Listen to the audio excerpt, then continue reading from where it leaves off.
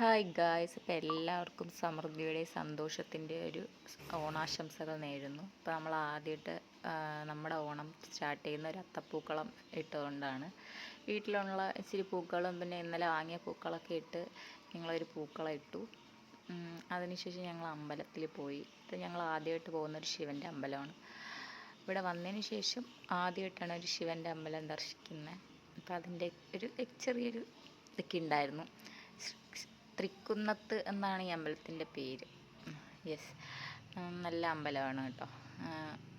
ഒരുപാട് കാഴ്ചകളൊക്കെ ഉണ്ടായിരുന്നു. അതൊക്കെ കണ്ട് സംതൃപ്തി അടങ്ങിയ ഒരു ദർശനമായിരുന്നു. സാധാരണ ഓണത്തിനൊക്കെ ഞങ്ങൾ എങ്ങനെ പോയാലും ഒരു 10-10:30 ആകുമ്പോഴത്തേക്കാണ് അമ്പലത്തിലെത്താറ്. പക്ഷെ ഇന്ന് കുറച്ച് നേരത്തെ എത്തി. പിന്നെ കുഞ്ഞാവ് 2 ദിവസമായിട്ട് ഭയങ്കര വാശിയാണ്. രാവിലെ പിന്നെ ബ്രേക്ക്ഫാസ്റ്റൊക്കെ ഉണ്ടാക്കി വെച്ചിട്ടാണ് പോയത്. സാധാരണ രാവിലെ ഓണത്തിന് ബ്രേക്ക്ഫാസ്റ്റ് കഴിക്കൽ കുറവാണ്. ചേച്ചി ബഹറിലാണ് കേട്ടോ. അപ്പോൾ അവിടെ നിന്ന് കോളൊക്കെ വിളിച്ചു. സാധാരണ ഞങ്ങൾ ചേട്ടൻ്റെ സിസ്റ്ററാണേ, അപ്പോൾ അവരുടെ കൂടെയാണ് ഓണം ആഘോഷിക്കാറ്. പക്ഷേ ഇപ്രാവശ്യം ഞങ്ങൾ ഒറ്റയ്ക്കാണ്. അങ്ങനെ ഞങ്ങൾ ഫുഡൊക്കെ കഴിക്കുകയാണ്. അതിനുശേഷം വാവയുടെ വാശി കാരണം ഞങ്ങൾ കാർ എടുത്ത് മാറ്റി വെച്ചിരുന്ന കാറാണ് കേട്ടോ. ഇവന് ഈ കാറിനകത്ത് കയറിക്കഴിഞ്ഞാൽ ഭയങ്കര വാശിയാണ്. മീൻസ് ഇതൊക്കെ എവിടെയെങ്കിലുമൊക്കെ തട്ടയും മുട്ടയൊക്കെ കൊണ്ട് ചെയ്ത് കഴിഞ്ഞാൽ അവന് തിരിച്ച് വളയ്ക്കാനും തിരിക്കാനും പറ്റിയില്ലെങ്കിൽ ഭയങ്കര ദേഷ്യമാണ്.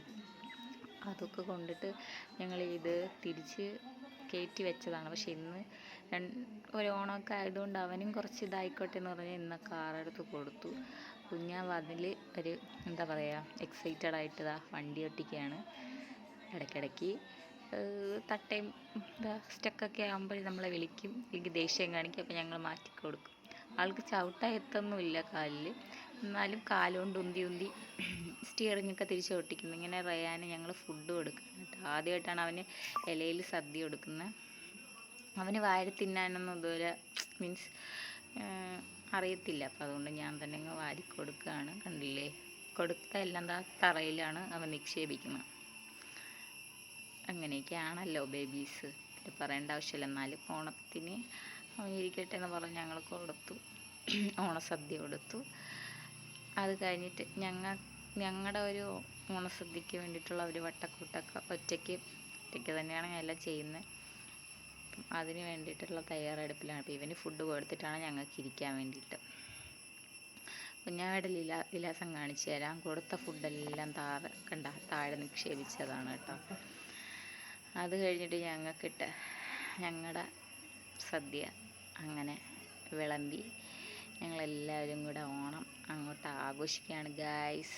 നിങ്ങളുടെ ഓണം എങ്ങനെ ഉണ്ടായിരുന്നു, എക്സ്പീരിയൻസ് എങ്ങനെ ഉണ്ടായിരുന്നു എന്ന് മറക്കാതെ കമൻറ്റ് ബിലോ.